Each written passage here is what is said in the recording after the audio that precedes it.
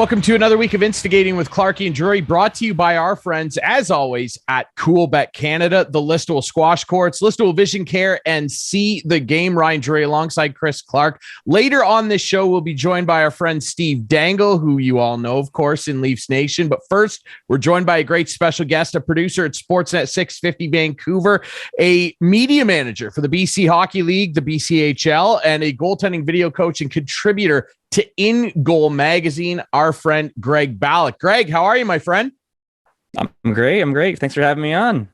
We appreciate your time, my friend. Obviously, you're in a market right now that is quite noisy when it comes to hockey. But let's just start with how you got involved in the game. Obviously, you've got a pretty unique story. You're what I would probably tab as a goalie expert. I was on a previous podcast with you about a month or so ago with our friend Dwayne Steinel down in Buffalo. And I thought you'd be a great guest for the show after we interacted there. Give everybody a little bit of a background on how you got involved in the game. Sure. Yeah. I grew up in Ontario. I'm actually from Hamilton originally. So I wasn't born into this mess here in Vancouver, unfortunately. But I just grew up as a hockey player. My dad was a goalie, and I latched onto the position at a really young age. And I was telling you guys off the air, I kind of realized at a young age I didn't have what it took to go all the way. So I just started getting into coaching and helping my dad out at his camps, and eventually helping other schools out. And I just really loved, the teaching aspect of it. And goaltending is a great position for that because there's a lot of technical details to it. So, I've been doing that pretty much my whole life, it feels like. And I got into the media side of the business. I went to school for radio, and I ended up getting a job out here in Vancouver with Sportsnet after a few years. And it's been great. I've been here for about 10 years now. And it's been a great place to me here in Vancouver so far. And Vancouver, obviously a great city. I'm actually going to be there in a few weeks. So if you're free, maybe we should get a beer or something. But yeah, let's talk about something that a lot of people are hacking up over beers over in Vancouver right now. And that's the Vancouver Canucks, who are off to a almost historically bad start in terms of the franchise and the league. It's incredible that they started 0-6, and they were the first team to do that and hold multi-goal leads in all of those games. It's just insane what's been going on out there. And the fan base is, we talk about Clarkey and I a lot. Clarkey's a Leaf fan. We talk a lot about, I don't know if toxicity is the right word. Let's call it malfeasance, if you will, here in Toronto. Vancouver is on another level right now, Greg. What is it like in the city right now among Canuck fans? Well, it's not great. Like I see the text inbox every morning, right? When I go in the morning, and we get the brunt of it at 650. So people aren't happy, and rightly so. And I think it's their worst start since some of the 80s seasons, which, as you guys know, the Canucks weren't good. There were some pretty historically awful teams in that stretch. So to be looped in with those teams, it's never a good sign. And people just are fed up. And I think you're right. There is this sort of, a feeling amongst the fan base, or just, I think Brian Burke used to come on the show all the time as a regular. I think he called it the lunatic fringe. That just is so loud and boisterous, and they really aren't the true nature of what Canucks fans are feeling. But there's just this super loud portion of the fan base that just it's like in Toronto, the same sort of sense where they just demand results, and when they don't get it, you definitely get some of that negativity swirling around, and I think it's all coming to a head right now with the start they're having this year. You talk about demanding results. Like in Toronto, it's always sold out. Are the Canucks having any trouble there in the attendance at the arenas? It's pretty easy to get a ticket. It's I think they might claim a sellout most of the time, and I'm pretty sure the tickets are sold. But like I said, it's not hard to get a Canucks ticket for most games right now, at least. With the way things are going, it's not the hottest ticket in town. We're giving them away in the morning show, and it's it's with the Bieksa game coming up here. That was obviously a big draw for a lot of people. They wanted to go see the retirement ceremony. He could probably tonight, still play. He probably could. He was out practicing with them. I saw they suited him up, but Yeah, it's the defense it's interesting. That's to say the least. It's been interesting. So Bruce Boudreau comes in there and he's the hero. Team turns around after Travis Green had some troubles. Now he's having trouble. In Toronto here, there's been a lot of chatter lately about Sheldon Keefe. The Leafs have stood pat so far. We'll see what happens, but it looks like right now they are going to. Coaching probably isn't the issue if a coach does turn things around and then the team goes right back to where it is. Where do you pinpoint the problems with the Canucks right now? Yeah, it's tough to say because, it really, I think, comes down to a personnel issue with the Canucks and the players they have, the current group that's there. Because like you said, Bruce comes in and everything seems like it's fine and dandy. Oh, this is the team that they're supposed to be. But now you look at them this year and it's right back to what it was. So I think that a lot of people feel probably vindicated, the ones that were saying, there's deeper rooted issues to the team. And I think that's kind of what Rutherford conveyed when he first took over as well was, the end of the season, or I guess later after he took over was end of the season. He didn't really put a lot of stock into it. He said, because he kind of chalked it up to Demko just being really good and masking a lot of the issues that the team still had pre-Bruce. So yeah, I think it's going to be interesting to see what direction they go in too. Cause I think as you guys probably saw in After Hours a few weeks ago, Rutherford was on again and he mentioned that he thought Bruce was just on the 1-year contract, right? And he was unsure of the situation when he came in. So that kind of got everyone thinking, like, what is Bruce's future actually? Is he just a guy who's going to get blown out and Mike Yeo is going to take over? Because you think of the Canucks coaching staff, they have a few guys in the row there that could take over and have coached in the NHL before. So it's not looking good for Bruce if this continues, I think. You know what I hate the most about the way the league is right now is the salary cap and its damper on trades. Because back in the day, the Leafs have sucked, the last few games. They won against the Flyers, of course, on Wednesday night. But there would have been something. Something would have been done. They would have made a trade for the sake of making a trade. But I think it really sucks with the salary cap the way it is right now.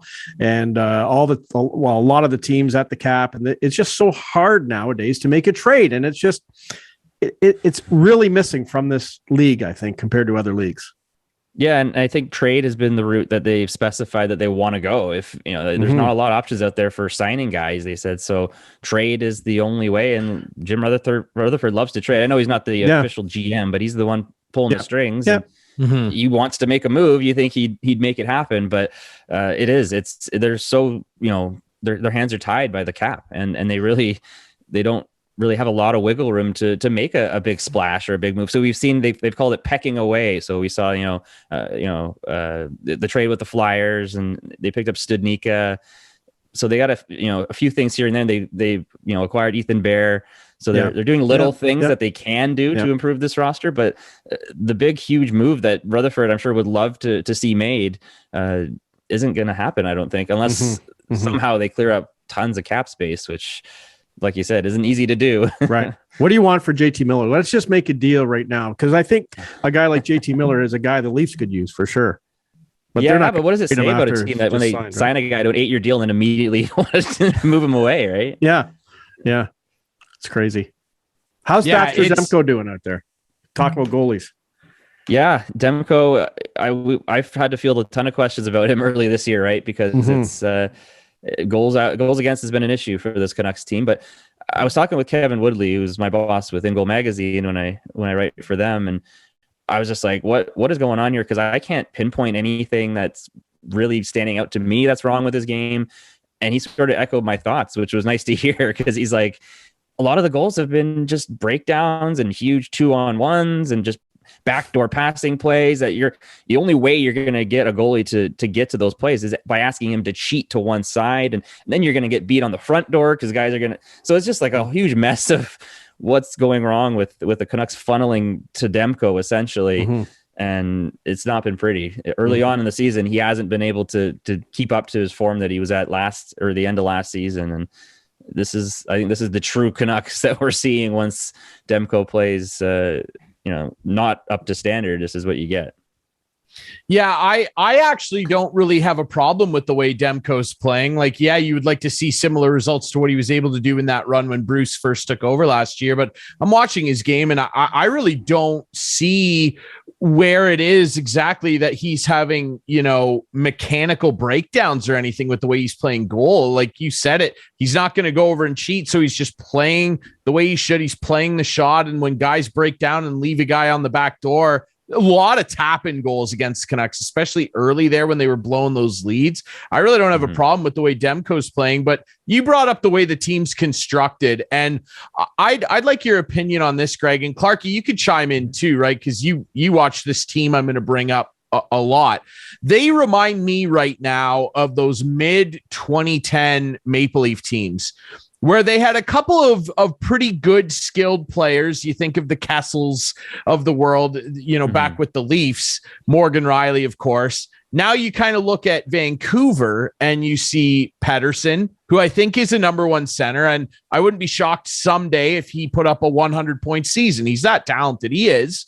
And then you got Quinn Hughes there, if you want to compare him to your Morgan Riley. And then Demko and net. Like you've got some good spine there. It's everything else around it that is questionable. Brock Besser, God love the kid. He's hurt all the time, and that's not his fault. But then you look at the roster and the way it's been built around them.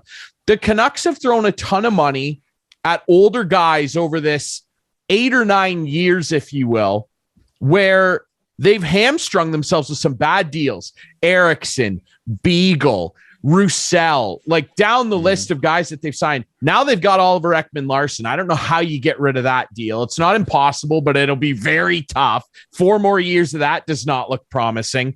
What's your opinion of that? They remind me a lot of those Leaf teams where they thought that they were way better than they were for about 3 or 4 years, and it really set the Leafs back. What do you think of that? Yeah, they need their Matt Stajan, Nick Hagman trade to Calgary. I think their version of that to shake things up, because that's what they need, right? Like it's just this core has been, I think it's been deemed stale by a lot of people here, in Vancouver, which sucks because the core was deemed stale when Torts took over, right? So it's like, what have we been doing this whole time? It just feels like a huge waste of an opportunity to rebuild and build around the core that they have. So. I think the big 3 that you mentioned are the 3 that people would love to keep. Hughes, Pettersson, and Demko are the 3 untouchables. But other than that, I think you go nuts. Honestly, I think you just tear it apart, and you bring in players that you think are going to be making a positive impact. I think the Bo Horvat situation is certainly interesting. He's your captain. He's off to a great start to the year. So that I'm sure they're just in the front office going, oh my God, what do we do now? The guy's the only pulse that we have on the team so far this year. So, you trade that, like, so there's a lot of tough questions that Patrick Allvin and Jim Rutherford are going to have to answer, because this, other than the 3 that I mentioned, I don't think anybody's really off limits for the reshaping of the roster. And it kind of feels like for the last year we've just been waiting for the hammer to drop, but I think the cap issues, like you mentioned, are what's really holding this team back right now. Yeah, I mean, you look down the lineup, Garland, Hoglander, all those guys. I mean, like, if you can make some moves here and free up cap space and get some draft capital, let's do it. I'm friends with Samantha Chang. We've had her on the show before. She, of course, is now doing the Canucks post games on Steve Dangle's network. And they have talked a lot on their show, The Broadcast, recently about how it's insulting, really, that Canucks management and ownership, because this really all starts and stops with Francesco Aquilini, who is, I would describe him as not a popular figure among Canucks fans. They are saying it's basically insulting that they continue to insinuate that fans there can't, quote unquote, handle a rebuild. Now, they said that in Montreal for years, and look what they're doing. What is your take on that? Because if someone said that about, my fan base or my team, and we sucked for this long, or just were even worse than sucking, inept, where you're lost in this twilight zone, I would take that as a little bit of an insult myself, Greg. It's baloney. It's total baloney. I think people here would embrace a rebuild. Honestly, I think, like I said, it's been 10 years essentially of just treading water. And I was a Blue Jays fan through the 90s. I know what that's all about. It's not a fun place to be, right? So I think the rebuild would be totally fine. I think people would love a complete rebuild. It would be almost like it's about time kind of situation. So I think, you mentioned Montreal as the perfect example of a market that, they don't get much more hockey than the Montreal Canadiens. So I think the fan base there being fully embracing this rebuild, it shows you that any Canadian market could handle it if there's light at the end of the tunnel. For so many years there with Benning, there was no light at the end of the tunnel. It was guys like you said, Beagle getting signed, Ferland coming in, and just signing after signing of decent hockey players, but just guys that just didn't have it anymore and were way past their expiration date most of the time. And it's just why wouldn't you see a rebuild as more of a positive thing, right? Because it's 10 more years of that otherwise. And people know that. You're not going to fool this fan base. And we're getting to the point now where I'm starting to notice people are getting apathetic about the team. And that's what better opportunity to rebuild than when you have an apathetic fan base that's just bored of mediocrity for so many years, right? Mm-hmm. It just seems like a great time to do it. You have a rival now. I think it's Interstate 5 with Seattle Kraken. Yeah, it would be pretty embarrassing, I guess, to finish below them. Is there a nice, good rivalry building with that Seattle franchise right now in Vancouver? I'd say it's building now. Last year it wasn't. Mm-hmm. Last year we thought about Seattle for the opening game, and that was about it. They were pretty toothless, I think, for most of the season. But this year it's been like a whole new team. I don't know if you've seen many of the highlights from their games or watched any of the games, but man, Beniers just is so exciting. He's the exact type of player that I was most scared of as a goalie. Just sneaky with the puck, sneaky release. You never know when they're going to let it go. Just the perfect type of player that as soon as he gets the puck on his stick, like the hair in the back of your neck just goes up, right? And he's made a huge difference. He had a big game-winning goal the other night. So I think, I think there's a rivalry building now. The last time they played, it was definitely a little bit more of a fight to it. So it was nice to see. What do you think they're going to do with Shane Wright? They got to send him playing tonight. He's playing tonight? Yeah, he's playing tonight. He missed 4 in a row, I think. Yeah. But they got to send him back. I agree with you, Ryan. Enough's enough. Yeah. We had Allison Lucan on the show not too long ago. She's an analyst there with Seattle. And that's right. She said they've been adamant that they don't think he has anything to gain about going back. And he's got to play. You think he would instead of not playing? But see, that's when a team gets a little hint of winning. They want to win all the time instead of develop, right? And to me, they're still a developing team, and winning and getting off to a good start could hurt the development of Shane Wright if they don't play him. He's got to play one way or another. Well, winning is huge, because we were actually laughing in the preseason because Dave Hackstall was running it like Game 7 of the Stanley Cup Final. He was down to 3 lines, and it's like, this is a preseason game, but they wanted to get off to a good start. Yeah. They want to win. Yeah. So I guess they didn't like how it was last year, how it was just, speaking of attendance issues, they're not the hottest ticket in town anymore, and NBA's coming. So I think they're starting to feel the pressure a little bit. Mm-hmm. Yeah, certainly. My opinion, I think they should send him back, because get this kid some reps. You're still a rebuilding franchise, literally from the ground up. Send him back. The rumors I've heard too, in my OHL circles, chatting with people, is that if he was sent back, Kingston would trade him. And they'd probably trade him to a team that's going to make some noise. I'm thinking Ottawa. I'm thinking Flint. I'm thinking Windsor. And let him go to the World Juniors and dummy that tournament. Have a good tournament. Get yourself feeling good. Get a gold medal, and let's go. And then bring him back next year, a little more mature with some more muscle on the bones. That'd be my opinion. And I like your comment too about the Jim Benning era. I mean, not a lot of light at the end of the tunnel. A lot of jet black hair dye though. And the Mike Gillis era was the same as the Jim Benning era. Wasn't it? And again, I think they're all hamstrung by Aquilini. He just refuses to have this team be what he considers not competitive. But I don't know what this is then. It's tempting bizarre to be competitive. Sure. I mean, I guess like they spend money and they sign guys and they make moves. It's just they're all wrong. And I mean, their draft record's not exactly unreal either. Although I do like Podkolzin. I think he has a future. I like this Kuzmenko kid, so I would keep them as part of whatever rebuild eventually probably has to happen. Greg, I do want to ask you a little bit about some goaltending storylines. Of course, sure. You're now our resident goalie expert. Okay, Clarkey tried it. Come on, man. He thinks he's the goaltending expert. He's not.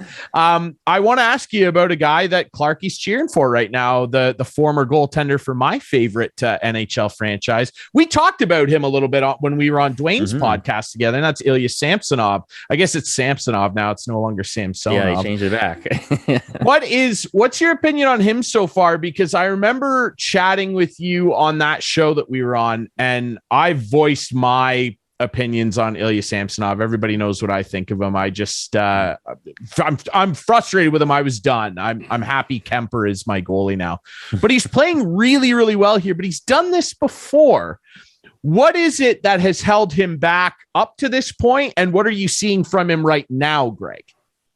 Yeah, it's been an inconsistent career so far for him, right? And I think that's something that a Capitals fan would know for sure about Ilya Samsonov. And I've been willing to give him a lot of, a break the last little while because of his injury issues and the COVID problems. And he felt like he's been dealing with so much in the last little while. I was a little shocked that the Capitals did give up on him so quickly. But I think that's the biggest thing with him is just that consistency, the building that technical foundation that allows him to, when he isn't on his A game to actually still be a passable goaltender. And I think that's not been his issue. Hasn't been the high end talent. He obviously has the ceiling to be a top tier goaltender, but like I said, he needs that. When he's got his B and C game, he needs to be able to get by, and I don't think he's been able to bring that at the NHL level so far. When he starts to struggle, it's a bit of a spiral, as you've probably seen. So I liked what I've seen early on from him this year with the Leafs. I think it's exactly what they would need. I think the Leafs are a team that just needs a serviceable goaltender. They don't need outstanding goaltending with the roster they have. So, I think he's been really, really good. And I just hope he stays healthy. I'm just crossing my fingers that he can keep it going, because every time he gets a little bit of momentum, it feels like it just gets all taken away from him by injuries. And the other guy can't. So the other guy can't. Yeah, he can't get momentum at all. Never mind stay healthy. So it's pretty wild. I guess the final thing I'll say about Samsonov for a while, Clarkey, I promise, he can make the saves you're not supposed to make all the time, but the saves you're supposed to make, he has a lot of trouble with, and that's the most damning thing I could probably say about him. That's all he showed us in Washington. There's a lot of goalies like that. Yeah, and they don't win, do they? Well, it's the finer details, right? It comes down to like about the technical Darcy Kemper foundation. Was one of those last year. So. Yeah, how you come in and out of your post, like your transitions. Those are the tiny where you see those squeaker goals that kind of get through on the short side and stuff. Those are the little details that he doesn't have quite figured out yet. That can be infuriating because, like you said, you make all these crazy saves, the ones that you don't expect them to make, and then the squeaker goes in on the side of the post. So it's like, there's clearly something amiss there, and it comes down to those finer details. Yeah, for sure. I mean, hey, the Capitals would have beat Florida last year if they had not him in net. So yeah, I'm done with him. I'm frustrated, and I'm personally glad he's gone. I wish him well. Before we let you go, Greg, I'm just curious. I want to ask you this. Who do you think, because this is always a great debate, who do you think is the greatest goalie of all time? And who's your favorite goalie of all time? Well, I think the two answers will probably solidify my non-bias into my answer who I think the best goalie is, because I grew up a Marty Brodeur fan and sort of a Devils fan by proxy because I watched a lot of his games. So Brodeur was my guy, but I still think Dominik Hasek is I'm a big stats nerd, and statistically there is no argument for any other goaltender to even come close to what Dominik Hasek has done on the teams that he did. I've written articles actually when he got elected to the Hall of Fame. I wrote a piece just kind of putting into terms, or trying to put into terms, how much better than the competition he was at the time that he played. there's no contest. You know, he was the Gretzky of goaltending for most of the 90s. And I think, anyone who says Dominik Hasek is 3 or 4, I usually disregard, because he turned a team that had, you know, barely over 2 goals per game offense to a Stanley Cup final franchise. Like, if he was in net, they had a chance to win every single night. And I don't think there's a greater compliment that you can give a goaltender than that. Literally carried a team. Clarkey, what's your opinion? I know who your favorite is. Well, it's hard to argue. Like, Martin Brodeur, probably to me, is number 1 when it comes to goalies, but like Hasek would be right there. Like, there's no question about it. But my favorite goalie, like, I'm going to date myself, but Mike Palmateer was my favorite. Just growing up being a Leaf fan, and of course, there was nothing else to cheer about in the 70s with them. But the Popcorn Kid came in, and he was just a spectacular guy in the nets. And when I worked for the Leafs and he worked for the Leafs, I got to know him, and he was a great guy. And that dream game I played at the Air Canada Center at the time with me in one net and Palmateer in the other net, I will never forget. He was getting ready for the Alumni Winter Classic in Detroit, so it was fun. He was a flashy goalie too. He loved. Oh yeah. 100%. Mike Palmateer didn't mind a 2-pad stack. Yeah, no, he was for sure. He was special. I want to give agree. a little love to Dryden too. I think for that list as well. He had a short career, but he was on a powerhouse. As good as Dryden's career. As good as anybody's, though. As good as anybody's, and in that short time. Yeah, and I want to say about Brodeur too. Brodeur had a bigger impact, I think, on the position, just the puck handling aspect of it. Yeah, I don't think enough credit is given to Brodeur for.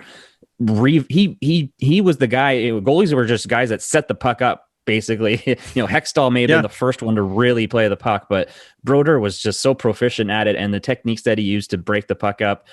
It was a new world for goalies when he started doing that, and he was the best at it. There's no question. So I think those stats don't really give him credit for that, and I think that needs to be built into his case as well. And just a little tip for goalies: this past Sunday when I was playing men's league, and I'm not giving you guys the finger, but I don't know if you can see the holes in my finger where they had to drill to let the blood out. My blocker I tried to catch the puck with my blocker hand. That doesn't usually go very well. It didn't go very well. Instantly down onto the ice. I tried to ice it down. I couldn't hold my stick for the next 25 minutes. Off to the hospital after. Drill the holes in the nail.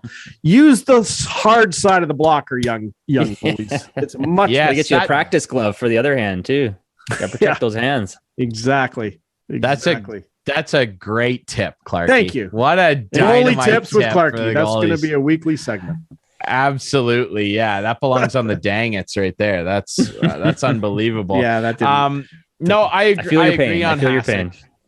I agree on Hasek. I think he's the best ever. Braden Holtby, obviously, probably my favorite goalie. He won my team a cup finally. Like, what else can I really say about the guy? And I feel bad that his career's basically been cut short due to injury. But he was great. But Hasek's on another level. Greg, we really appreciate you doing this, my friend. It was a great pleasure to have you on. We'd love to have you back, chat about some more goaltending, probably maybe around Christmas time when some guys start to solidify their seasons a little more. But this was great, man. Thank you for doing this. Yeah, around Christmas time would be great. I think that's right around the Canucks are scheduled to be eliminated from the playoffs. Yeah, that's perfect. Or maybe the time that JT Miller is traded to the Leafs along with Mitch Marner. I don't want to make that happen. You never know. Yeah. Yeah, we'll have you on to put the final nail in the coffin, Greg. Sounds good. That's perfect. Good. Thank you for doing this, my friend. Yeah, no problem. Thanks for having me. All right, we'll take a quick break. When we come back, as promised, our friend and yours, Mr. Steve Dangle, next here on Instigating.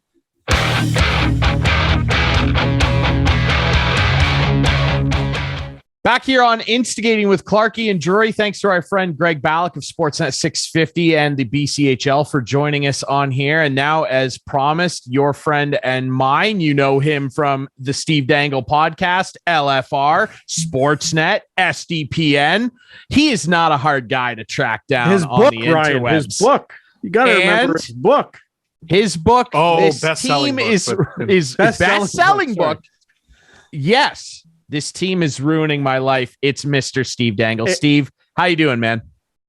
I'm okay. I'm okay. Are you? We're going to ease our way into the Leaf discussion here, I sure Steve. went up there, didn't I? I've just been, I am getting just baseball batted right in the face by cold and flu season because I have a toddler, and tick season because I have a dog. Fun. Oh, no. He's just been covered in them. So we got to figure out.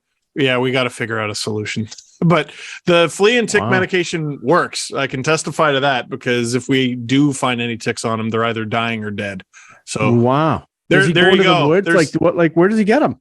Yeah, the tall grass. He goes to a dog walker. Yeah. Okay, and he just runs face first into a bush, and I know he does because I've seen him do it. But also, all of them are on his forehead, his top of his head, his face, his neck, and none on the rest of his body. Anyway, so there's my Bob Barker moment. Everyone get your pet spayed or neutered, and also get tick stuff. Perfect. Hey, Ryan mentioned the book. Well, I mentioned the book. I'm 8 hours through this 10-hour episode of your first book. I'm sure there's a sequel coming, but I have a couple of questions, and I want to hear more about some stories. Okay. The story when you were meeting with, I presume, the Nike guys, if I remember correctly, and your lawyer was with you. Lawyer, quote unquote. How did you ever drum that up? And did the guys know this wasn't a lawyer? And tell the story. The answer is we thought it was a good idea because we were 20, and yes, they absolutely knew that was not my lawyer because he was also 20. So tell Ryan the story quickly here. So basically, I was meeting with. I didn't know it was Nike at the time. Right. I was meeting with an agency, and at the time, I didn't understand what that meant at all. And they wanted me they wanted to know my rates to like participate in a campaign. I had no idea what that meant. I had no idea where they wanted me to go. I'm in school still at the time. I want to say it was third year university still when we had that conversation. I had maybe just turned 21, and but they told you to bring your agent or your lawyer. Yeah, they're like, bring your agent or your lawyer, like bring some sort of representation. And they told me that because I was originally ghosting them because I'm like, no, this person's they're gonna, I don't know, take my personal information or take my skin and wear it as a hat, or like, I don't know who these people are. And so my buddy, his name is Derek Ryder. He's actually quite successful now. He's got his own business. And he worked at the bank. So I had like 2 button-up shirts to my name, and both used to belong to my dad. Whereas Derek actually had to have like nice clothes, like a, nice shirt, nice pants, and a vest. And so I was like, hey man, can you just come and pretend to be, I don't remember if I went with agent or lawyer. I think it was lawyer. And they show up and they see some, like, I had a baby face. He had a baby face. There's these 2 children. Basically, and they knew 100% that he was not my lawyer, and they handed me this basically a confidentiality agreement that I had to sign before we even begun the conversation. But there was a clause in there that wouldn't have allowed me to work for their competition. So I was trying to get into sports media. So I'm like, okay, what if they're from the Score? We talk and I don't get into the Score, and then all of a sudden I can't work for Leafs TV. I can't work for Sportsnet. Yeah, that's bogus. Yeah. Exactly. So they told me, and probably against orders, but they just go, the client is Nike. And I just immediately like sign it as fast as I can. And my buddy had to go because he had a prior appointment, which was really, he had to catch like the go bus to Brampton to have dinner with his parents. And just on the way out, and he just gives me this wide-eyed look like, holy crap, you're talking to Nike, buddy. And but we didn't talk for months and months until we finally came up with a neat idea. Went to the World Juniors, went to the Olympics, and the rest is history.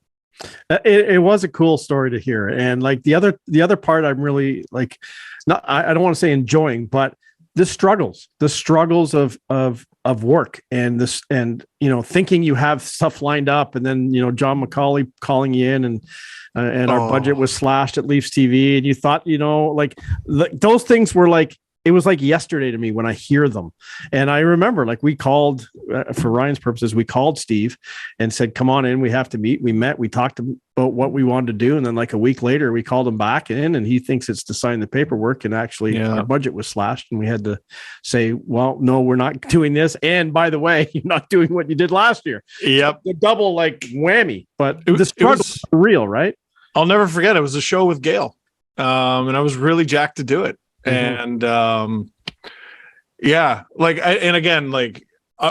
soon as I saw the look on your face and the look on John's face, like, I mean, you guys, I mean, you're my bosses for all intents and purposes, and there was a respect there and a power that you commanded. And when I saw you guys with just this completely powerless look on your face, I'm like, oh God, I'm screwed. Yeah. I'm totally screwed. I'm glad we can laugh about it now, but that was a bad day. Oh, that was a long train ride home. No, for sure. And you knew I was your champion in there. Like, I wanted things to work for you because I told you we were going to make you a star, and you are a star. And I want to rest your mind at ease. Okay. Sure. The stuff about not being able to put your content on the fan website. Remember that? Yes. Right. And you said in your book about, a lot of things I've realized over time that, that was probably the right thing to do, but this thing wasn't, and you still believe it was. It was bullshit. I fought and fought and fought, and I knew that wasn't you. It definitely wasn't me. I'll tell you, it was Frank Hayward, and he just got involved. And anyway, rest easy that was the wrong thing to tell you at the time, but he tried to bully you. That's what it was all about, and it was not right. And not the last. It was not the last. Yeah. And anyway, it wasn't cool. So basically, Ryan, what happened was Steve was doing content for us, and we were, promoting his shows, and then his shows got on the fan, and like, he didn't have an exclusivity with us, but someone got involved and said, well, if he's doing work for us, he shouldn't be doing work for someone else. So, and it wasn't like I was repurposing content, like doing stuff for Leafs TV and then just throwing it on the fan. Yeah. What I had actually done is all these contacts that I gained from Junior Hockey Magazine, we had these players, like highly touted draft prospects, come on the U of T Scarborough radio station that my buddy worked for.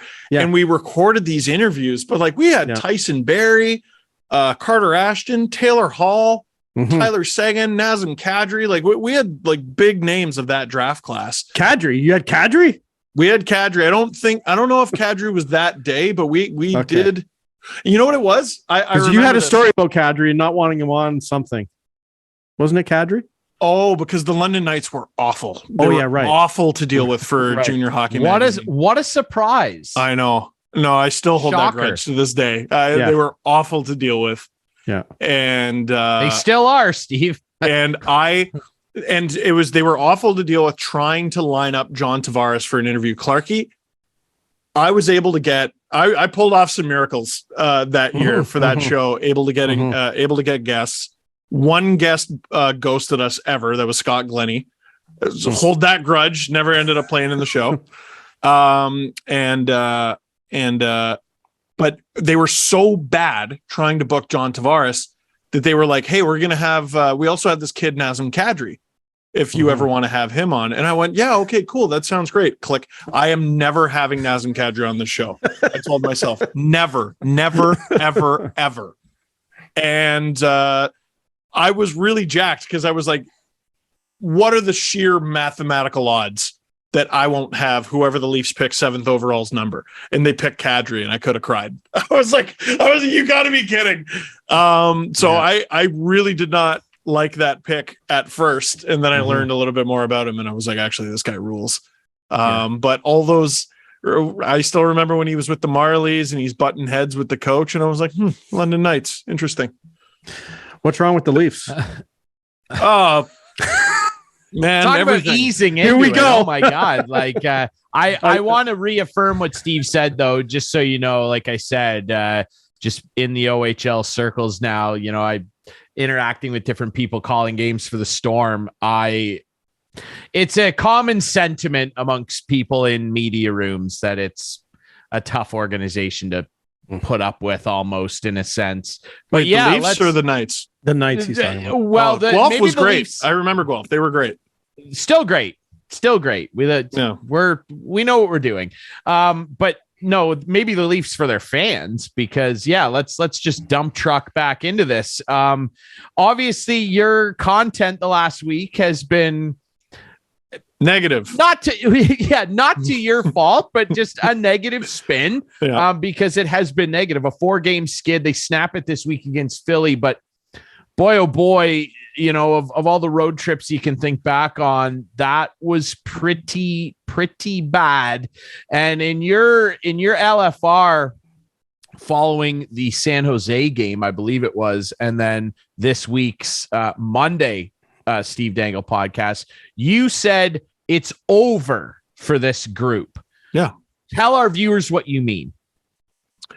I mean, it's over. I'm done trying to convince myself they're going to get it done with this particular group. I don't know if they have to trade one of the big four, but all their issues seem to come back to that. You trade Alex Kerfoot, you trade Justin Hall, you bring in a true LW, you bring in a better right-handed defenseman, but are you really going to improve at your 2 LW and your 2 or 3 RD for $5.5 million? Like, are you going to make a marked difference? They don't even have a full-time roster of centers right now. They got Matthews and Tavares that takes care of a lot of problems. They got David Kampf, who's unreal, but they're obviously trying to use David Kampf in a certain way. So they need a fourth guy. Maybe it's Holmberg. Maybe it is. We've only seen one game. I thought he looked fine, but they have too many issues to me to get it done. Like even in a win against Philadelphia, you give up a 2-0 or whatever it was at the beginning of the third period. That was bad. It was horrible. If one of Samsonov, you talk about issues, if one of Samsonov or Shelgren gets hurt, they can't call up another goalie. Matt Murray is hurt.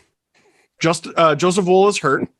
And the rest of the guys aren't under contract. I'm ready to go. Just by the way, I'm ready. Yeah, and they can't sign. Yeah, there you go. And they can't sign like a Keith Petruzzelli who might be fine, or a Dryden McKay who might be fine, or a Dylan Ferguson who might be fine, because they don't have any roster slots. What are they supposed to do? So David right Ayers? Now, there could be. Actually, I'm pretty sure he had like knee surgery. Like, oh, good. That was the other thing. I got to shoot something with him at Jeff Merrick's house in his backyard rink. We did a video for Sportsnet. And he was a great guy, fun to deal with, but he's like talking about how much his knee hurts. And I'm like, they didn't just beat a 42-year-old Zamboni driver. Like, his knees hurt. He needs a surgically repaired knee. These guys stink. So like, it should say something that the number one defense of this team over the last couple of weeks is, well, they started bad last year too. That is not the flex you think it is. And Mitch Marner's got to stop saying that.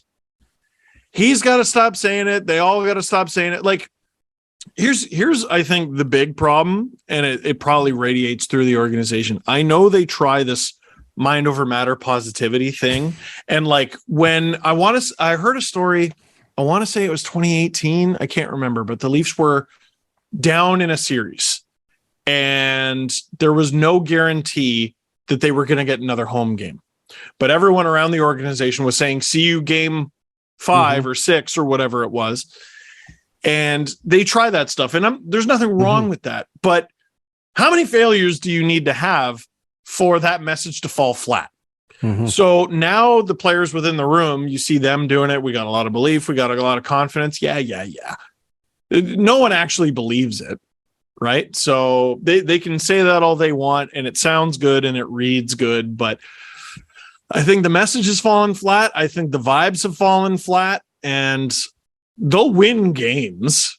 People are laughing at me like I didn't enjoy them beating Philadelphia. Guys, I want the Leafs to win. If the Leafs win every game for the rest of the season and they win the Stanley Cup, dunk on me all you want. Dunk on me at the parade. I don't care, as long as I get to go. I just don't think they can do it with this group. Do you think they have to make changes at the top or changes with the players? Like, are the players capable, but they've tuned out or not listening or don't like the style that Sheldon Keefe is delivering right now? Here's how I look at it. They liked Sheldon Keefe plenty not that long ago. And he's got the highest Babcock. They did. Yeah, that's true. But like, then what is the Leafs window? Is it 18 months until they get sick of the next guy as well? Right. You know what I mean? So I don't know if the coach, I mean, you can win a Stanley Cup in 18 months, but I'm not going to hold my breath. So I don't know how much the coach helps. Firing Dubas mid-season, I really don't think is going to do much, and his contract expires anyway. The guy I keep pointing to, and maybe it's not popular, and I got nothing against this person, but he has been the president of this organization for 8 years, is Brendan Shanahan, and they haven't won a lick. Yeah, they gotten better, for sure. They make the playoffs and lose now instead of before when I was working at Leafs TV, cutting, what were essentially highlight packs for the other team every time I showed up to work. Yeah, here's Alexander Ovechkin 4 or 5 years into the league, just absolutely tuning Jonas Gustafsson. Poor guy. It was a slaughter every time. But it's the president. It's the president. What weird voodoo grip does he have on this fan base and on the media that covers this team, where no one, like, everyone's talking about Keefe, everyone's talking about Dubas. I think Dubas is unpopular in a lot of hockey circles, and Keefe is his guy, so that makes him unpopular. Shanny's a Hall of Famer, and he's exactly the sort of player that the Leafs need right now.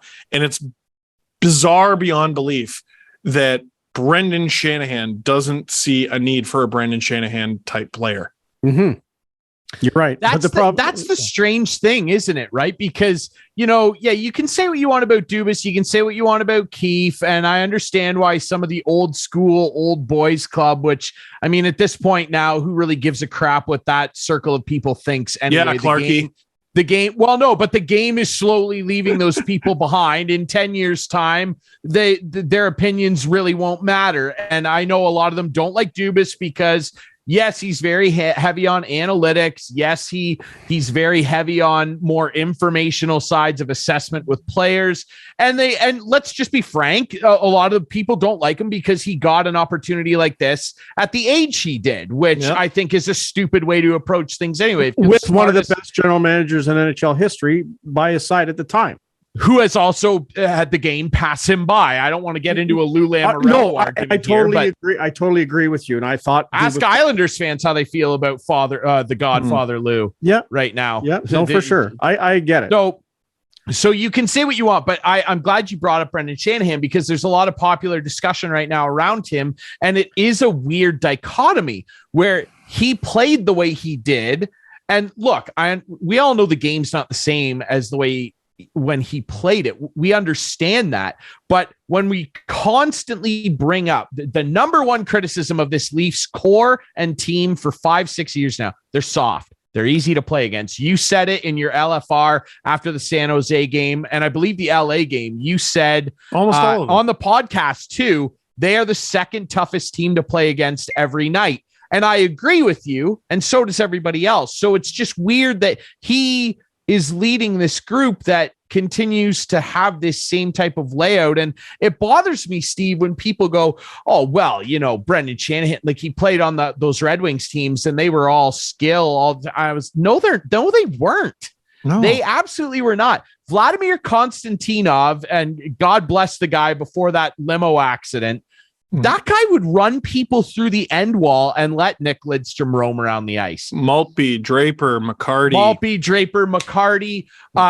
Say what you will about, the soft, perception of Russian players. Igor Larionov was hard to play against. Mm-hmm. He's the professor. It's hard to play against. Sergei Fedorov, you couldn't get him off the puck. And Brendan Shanahan would absolutely destroy you. Like, it's weird. Yeah. It's not just that they're like soft and easy to play against. It's that they're going backwards. So I think the toughest game they played of the season The popular answer is probably going to be the Jets game. I loved the fight of the Capitals game. It was their second game of the season. I love the fight of that game. I thought they were really feisty. I thought they brought it to Washington, and without dropping gloves, I don't think there was a fight in that game, but there was a lot of nastiness. That was a chippy game, especially the third period. And I think they did a lot to shed their perception as a softer team last year. I thought they took a lot of steps. Sheldon Keefe wanted the team to score more playoff style goals and crash the net. And then I'm watching them through the first 10 games this season, and the stats that they have at the top of the screen are hilarious, because you would see ozone time or ozone possession or whatever. The Leafs are killing the team who they're playing, but shots on goal. Right. Shoot the freaking puck. Well, not even shoot the freaking puck. Get it on net, because very often you would see they have more offensive possession. They have as many shot attempts as the other team. The other team has like 60 or 166% more shots. And I mean, how could you possibly be playing tough, hard to play against hockey? And I'm sorry, I don't have sympathy for the team that they're having to adjust to life without Jake Muzzin. We always knew this was a problem. Like, for the exact same reason I don't care that Philadelphia has to play without Ryan Ellis. I feel sympathy for Jake Muzzin as a person. I feel it for Ryan Ellis as a person. But those teams have to know that life without those players is a very distinct possibility. It's a more likely possibility than it is with other players. Muzzin, when he was hurt in training camp, they're like, oh, don't worry, it's not a new injury, it's one he's always had. What? That doesn't make me feel better at all. That means he's got a chronic issue. And now that issue isn't even the one he's out with. So they've got to find a way to play tougher. And I think it's a mentality. Like, Bunting is one of the smallest guys in the team. Giordano is the oldest skater in the league, and those guys were at the forefront of that scrum at the end of the Philly game. Come on. It's got to be a mindset. So I find it hard, just to get to the Shanahan thing, I find it hard to blame the president for what's going on, but this is what I blame him for. I think it's very hard right now with Dubas being like basically a lame duck general manager. Yep. Like, I'm sure he's got to jump through more hoops than he normally would if he wants to trade the guy who I've been saying they should trade for the last year and a half, and that's Mitch Marner. I know it's nearly an impossible route to go, but I think if this team is ever going to get tougher and better, he's the guy. But if they were going to fire Dubas, they should have done it this offseason. They should never let him go this whole season as a lame duck with only 1 year left, because it's too hard. And now what are you going to do? You're going to re-sign him throughout all this that's going on right now? Are you going to extend Kyle Dubas?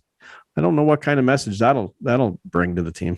They don't learn their lessons. Because when they lost to Boston in 2019, where they were the better team through most of that series, and they waited until Game 7 to play far and away their worst game of the series. They weren't even close to in it at any point from puck drop to the end of it. I was like, we're done with this Babcock thing. It's not working. He's got Patrick Marleau out there with 2 minutes left.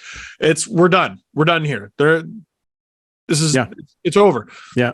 Then Chris Johnston came on the show, and he's talking about, well, the team was really excited or really encouraged by how the Leafs won a tight game 2-1 in Game 5. And I'm like, oh my dear Lord. Like, okay, so what's going to happen is they're going to start bad, and at some point it's going to be, I got the impression it was just going to get to the point where it was too late, and they would have to ride the season out with Babcock. But you remember all those videos of Dubas shouting with Shanahan about Babcock, and look what he's doing. There was an overtime game against Columbus. He has to know they figured out. Blah, blah, blah.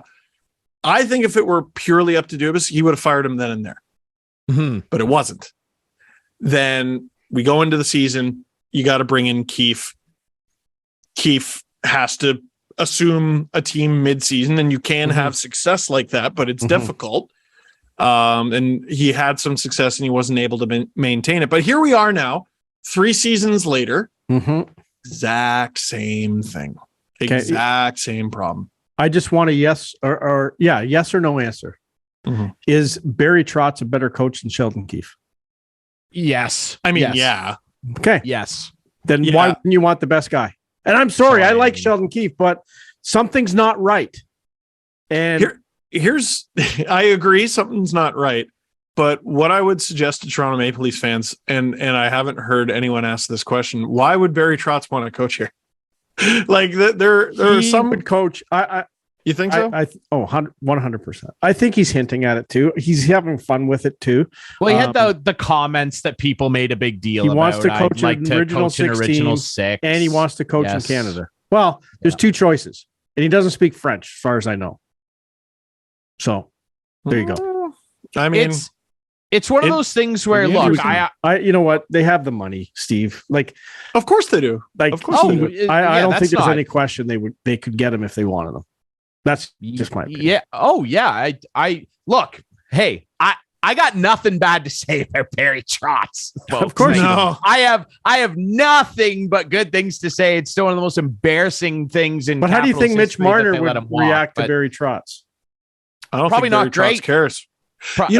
Barry Trotz doesn't care. Right. Like and he wouldn't retract. He wouldn't retract comments after he made absolutely right comments after a game. Hey, let me take you back through some of the Barry Trotz highlights. Barry Trotz, Steve, you'll remember this. It was probably a dang it. Back in the day when he was still with Nashville, Sergei Kostitsyn was on a back check. Yep. He peeled off, caused a 3-on-1, and they got scored on. Yep. He benched Sergei Kostitsyn for 2 weeks, and Sergei Kostitsyn demanded a trade, and him and his brother were in Montreal a month later. Then he comes to Washington, and in the year that they won the cup, he benched Alex Ovechkin, not for a shift, for an entire game because he was 5 minutes late because his alarm didn't work. For a team meeting, he benched the captain and the greatest goal scorer of all time, and the whole team went, he's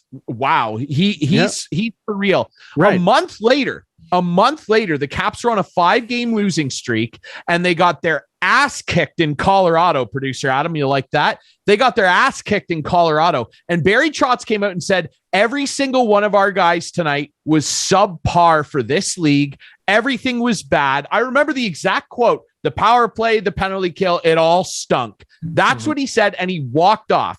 4 months later, they won the Stanley Cup. Now, I'm not saying that a coach coming in and doing this and that and slamming on a star player is going to make the Leafs win the cup. But if Leaf fans and if some of those players in there, look, we're not in the room. We don't know. Maybe they all get along with Sheldon. I don't know. From the outside looking in, it doesn't look like some of them are.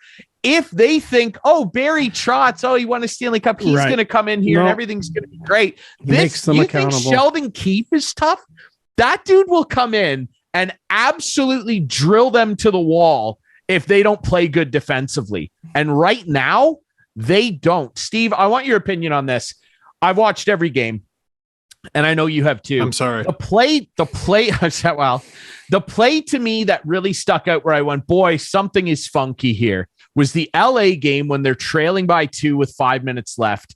They throw Marner out there. They've got 4 forwards out there. William Nylander draws a penalty in front of the net. He gets cross-checked. There's about 2.5 minutes left now. They win the power play faceoff. Matthews bobbles it at the line, and Andrei Kopitar goes by him. And instead of skating, keep in mind they're fresh right now. Instead of skating with Kopitar, who is not Connor McDavid, Matthews reaches up and hooks him and negates the power play, and that basically sealed the game. Now, maybe they lose anyway, but right there, I just went, that... I watched Ovechkin do that a lot over the years. Power play guy on the point, lazy hooking penalty, whatever. Barry Trotz drilled that out of him. Now, I'm not saying that Matthews needs something drilled out of him. He's your best player, but that play right there, I went, boy, something really is wrong. Yeah, I think it's all between the ears. And, other side of the coin, or sorry, to finish that thought, it's between the ears, and they're not feeling good. And they're not the sort of team who can power through that. They need something to go their way. Like last night, something went their way. and that something was the Flyers are awful. They're so bad. I can't believe how soft they are in front of their own net, especially on the penalty kill. But they were able to ride that. They were able to ride the momentum, and Tavares put the team on his back. Yada. Other side of the coin, Marner at his best plays a great two-way game, and Matthews at his best plays a great two-way game. And I can see Barry Trotz doing truly special things with those guys. We solved it then. Sorry? We've solved the issue. We've solved it. It's done. Listen, God himself is not winning a cup with that decor. They gotta. It's not good. They gotta do something about that. It's not good, and you can't count on Muzzin coming back. I couldn't believe nothing was done between Sunday and Wednesday when it came to personnel. I know it's hard to react when things are bad, and you shouldn't trade guys when they're at their lowest value and blah blah blah. But I thought a message should have been sent. Justin Hall, sorry, but you're done. You can't play in this league. You're done. Goodbye. See you later. They had to do something, and they didn't. He's they won, but he is tough. It's too bad.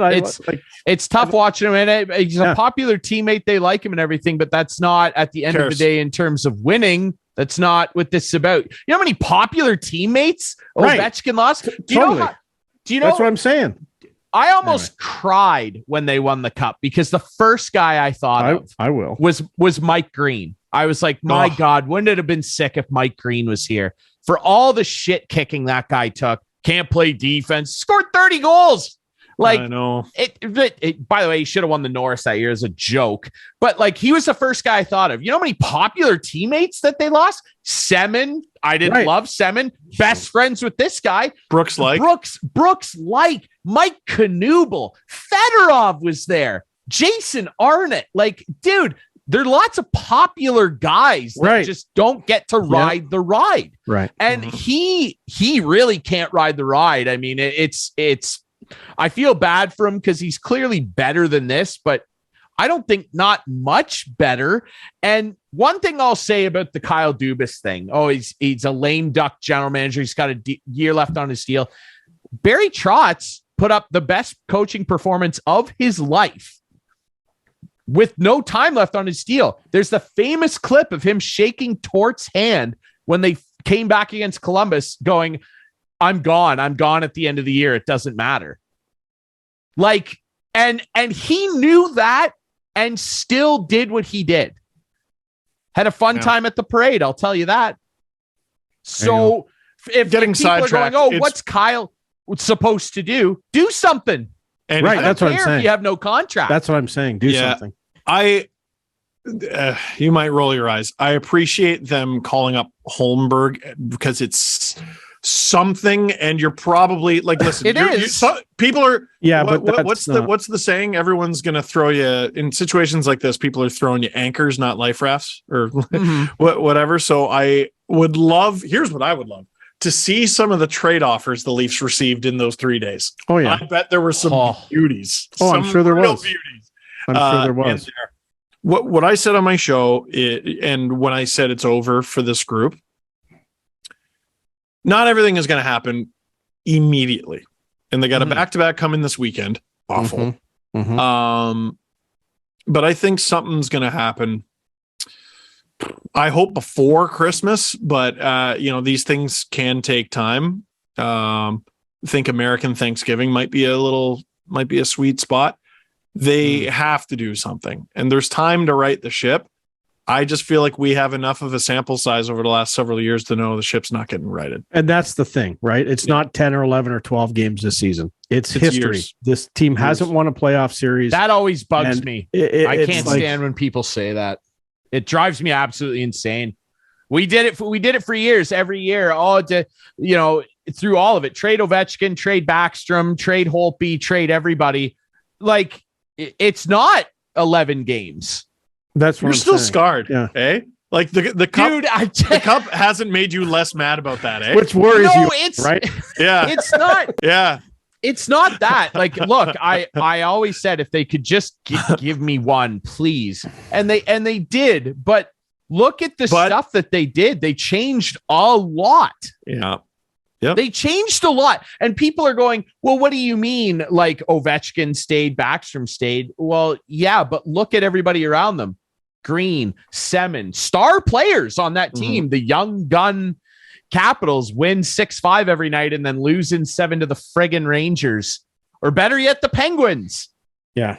All the time. If Justin Hall is the best 6 defenseman in this team, then Dubas... I'm so excited. Hasn't done anything. I'm so excited he doesn't play for my team. Well, he's so excited. In the top 6 right now. Yeah, I wish he was 6th. I don't think his ice time reflects that. Oh man. No. I hear you, but like he even top 6. Well, Jordy Ben, when's he come in? No, just kill me. He's the savior. I don't. And Muzzin, like everyone forgets, like, oh, we're missing Muzzin. Well, yeah, but how old is Muzzin? And he's not exactly. Jordy Ben 4 or 5 years ago, I think, helps this team. Oh, sure. But, absolutely. Yeah. But that was, that's he's why. Injury prone too. Yeah. I mean, he showed. Injury prone too. I saw a decent amount of Jordy Ben in the bubble season because he was with the Canucks, right? Mm-hmm. No, thanks. No, thanks. No, thank you. I don't know what kind of an improvement. I don't really know what kind of you're biting your nose to spite your face in that situation. I think. Anyway, Justin Hall it's a different kind of bad. Justin Hall is 3rd amongst Leafs defensemen and 5th on the whole team in ice time. Yeah, it boggles my mind. Gag me with a spoon. Boggles my mind. Because he shoots right-handed, boys. Yeah. Mm-hmm. He shoots right-handed. Well, Steve, we didn't solve much today, but thank you for coming on. Yeah, the therapy session's ongoing. Just call the episode, Do Something! Do something. That's a good one. Maybe we will do something with Steve Dangle. I like that. Steve, in all seriousness, though, on a positive note, the SDPN stuff's unbelievable. The LFRs continue to be a lot of fun to watch. He's a star. And he is a star. And listen, I even watch when they win. I watch all of it. I watched so last night. This morning, I want you to know that I don't just show up for what you termed the sad Canadian clown show. I watch the happy Canadian clown too. So man, I have fun. I have a good life. I just wish my team would win. That's all. That's all. Same. That's all. Same. That sums it up well. I appreciate you guys having me on. Let me know how you like the end of the book. And that was a good. Yeah. It was nice knowing the behind the scenes there. That fan thing. I never knew that. Oh yeah. A renewed sense of confidence and optimism for one Mr. Steve Dangle there. It's good. Steve, we really appreciate this, man. We love having you on the show. You're one of our favorites, man. And it's great to see all the success you and Adam and Jesse are having. SDPN, like I said, when you're done listening to or watching the show, go give those guys a follow, subscribe if you haven't, man. Especially if you're a Leaf fan or just a hockey fan in general, you're doing yourself a disservice if you're not watching that stuff. Steve, thank you so much, my friend. Mercy. Thank you. All right. Remember, you can watch this show Friday nights at 8, Sunday nights at 9 on Whiteman TV. That's channel 6 for Whiteman TV subscribers. We debut on our YouTube channel at 9 p.m. on Friday nights. Follow us on all the best social media apps at Instigating Pod, and you can find us on all the best podcast apps as well, including Apple and Spotify. That's Clarkey. I'm Ryan Drury for Greg Balloch and, of course, the incomparable Steve Dangle. Thank you so much for listening to and watching Instigating. We'll be back next week.